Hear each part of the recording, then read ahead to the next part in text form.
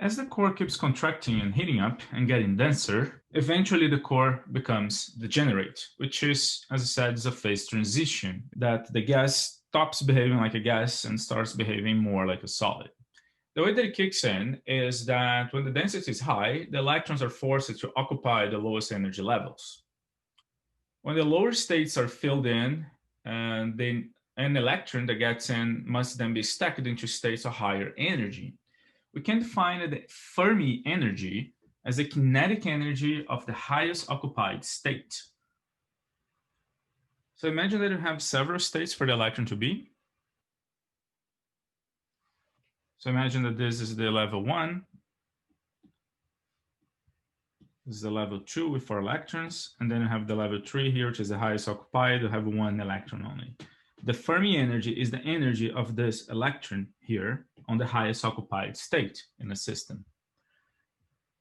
So we can define it based on the Fermi energy, the Fermi temperature, which would be the Fermi energy over the Boltzmann constant. We can define the Fermi momentum, which would be the square root of twice the mass of the electron times the Fermi energy. And we can define also the Fermi velocity, which is the Fermi momentum over the mass of the electron.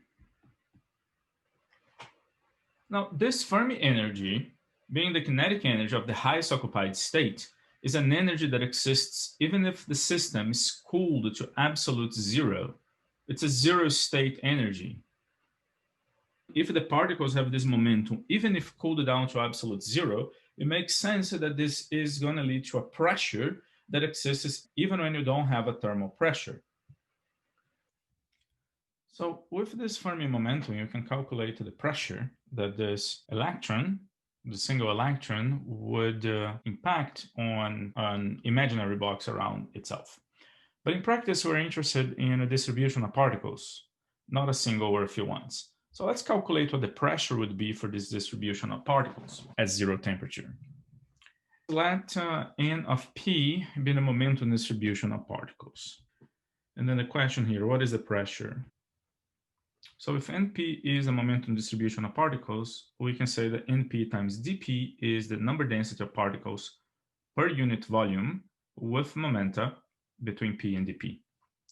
And the number density itself then is going to be the integral of this. Now, if you consider a volume of length that is limited by the uncertainty principle, let's say dx is equal to the Planck constant over dp, then you have the dn, which is the number of particles over the volume. Have then the dv is dx to the cube, then is the cube of the Planck constant over the cube of dp. So the inverse of dv is dp cube over the cube of the Planck constant. And if again you substitute dp to the cube by 4 pi p squared dp, then you have the dn is equal to n over h cubed times 4 pi p squared dp. Now for electrons, which are fermions, if you put this electron in a box that is a volume given by the uncertainty principle of size delta x on all sides, where this box can hold 2 electrons, one with spin up and one with spin down. So if this can occupy 2 electrons, that means that this number n here is equal to 2 for this little volume. So you have dn is equal to 8 pi over the cube of the Planck constant times p squared dp. And that's your NPdP. So this defines the densities of states for a fully degenerate quantum gas. So the distribution of momenta is given by this distribution until the last occupied state, the Fermi energy.